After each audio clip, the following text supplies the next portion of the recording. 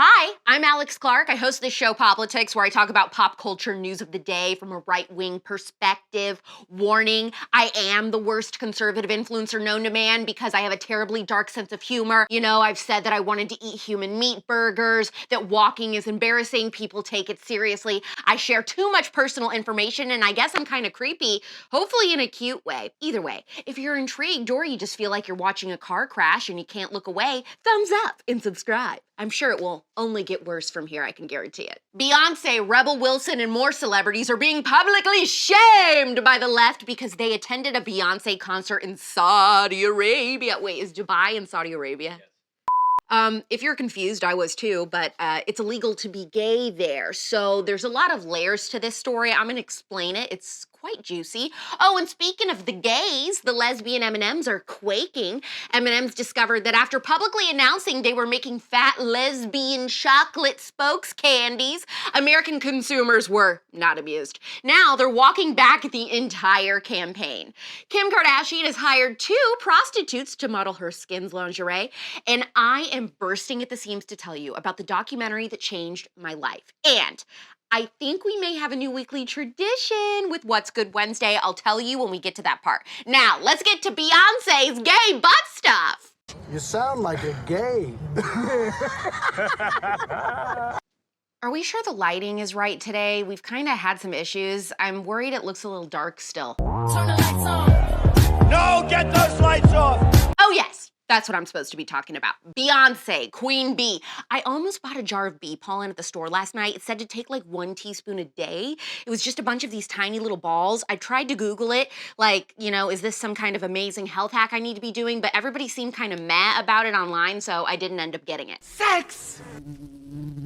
Social justice warriors are criticizing Beyonce for accepting a paid performance in Dubai since same-sex relationships are illegal there. She reportedly accepted $24 million for the gig, and Rebel Wilson was randomly in attendance, so she's also getting backlash from fans. Many are saying that Beyonce doesn't need the money, so out of principle, she shouldn't have accepted it and done the performance because of the anti-gay stuff there.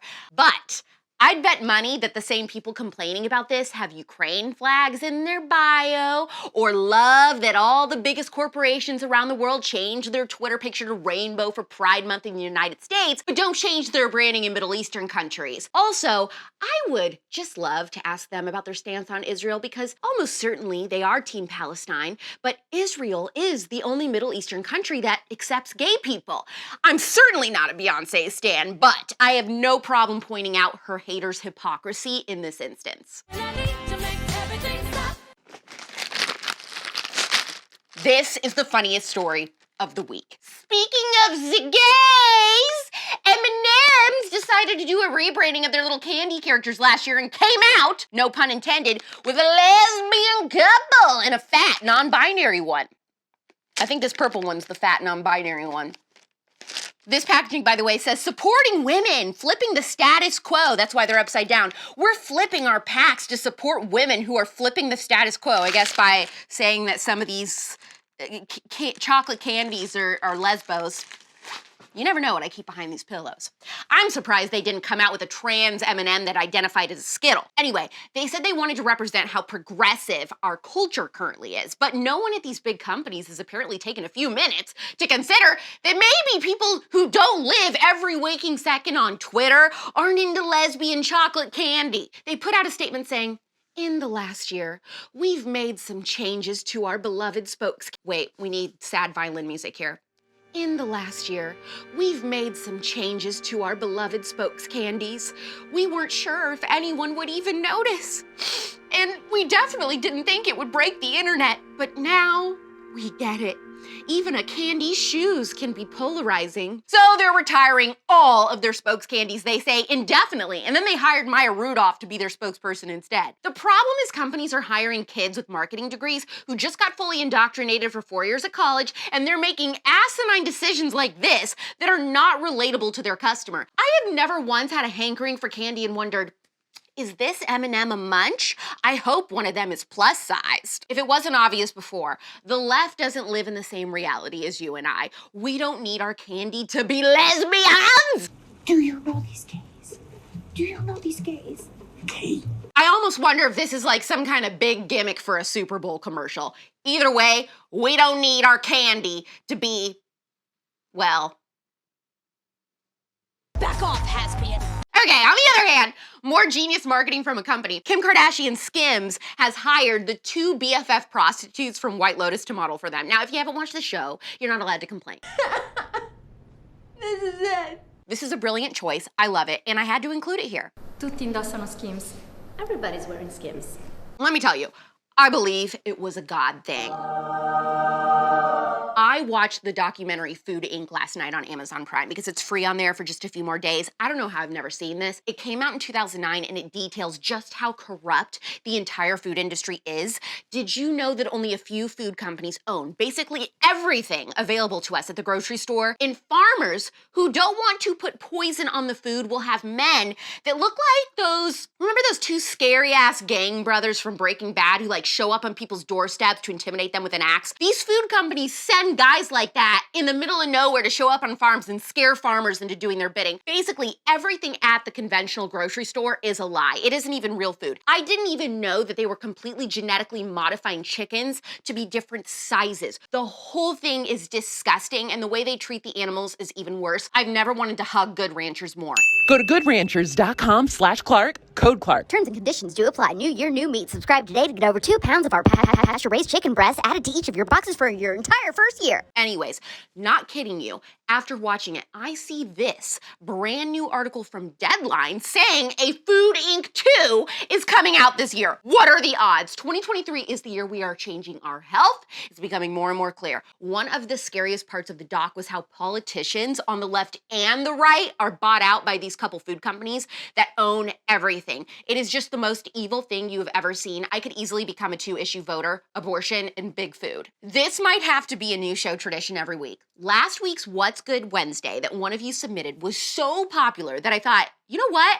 Maybe this is what we should do. You guys submit feel-good stories from your local news that you've seen every week, and I'll pick one, and that can be our What's Good Wednesday, because so many of these amazing news stories, they never get picked up by national outlets, and none of us know about them. So if you have one of those, send a link to the article in a DM to Politics on Instagram, or email them, politics@tpusa.com. This week, we're going to Cumberland, Rhode Island to see what's good. What's good? I told you the story of a Cumberland girl who is doing a little detective work trying to prove if Santa and his reindeer are real. Well, this morning we're hearing from her about what inspired her to launch the investigation and where things stand right now with Cumberland police. 10-year-old Scarlett Dumato gets her presents every Christmas, but now she wants to know If Santa's real. She's doing a little detective work and bringing in Cumberland police. She sent them this letter along with a Happy and Oreo and remnants of carrot sticks. I feel like since he bit it, then he might have left DNA. There's a community member looking to get an answer, and we're going to find it. Cumberland Police Chief Matthew Benson has taken Scarlett's evidence and forwarded it to the state's Forensic Sciences Lab for analysis. They're kind of prioritizing this as best they can for us. But police didn't stop there. We had some of our detectives head to that neighborhood and started knocking on doors. And got some answers for eyewitnesses. We did locate witnesses who identified an individual in the neighborhood on the evening of the 24th, described as an older gentleman, white beard, red coat. There is also photographic evidence, what could be one of Santa's reindeer roaming the streets, and this photo taken in the skies over Cumberland. Do you think that the Cumberland Police Department is going to crack this case?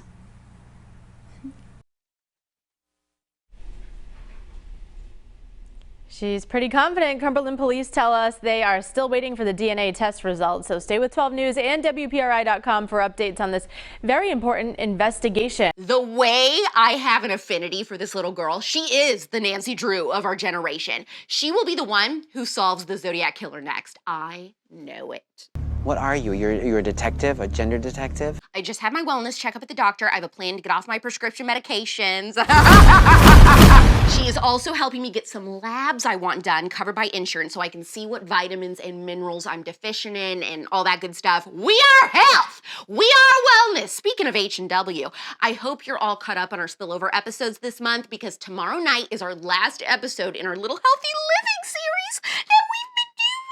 If you can understand me, you're a real one. Since I don't work for the Daily Wire and I don't have a $50 million contract, you thumbs-upping every episode and subscribing to this channel is my job security, and everyone else behind the camera that you can't see.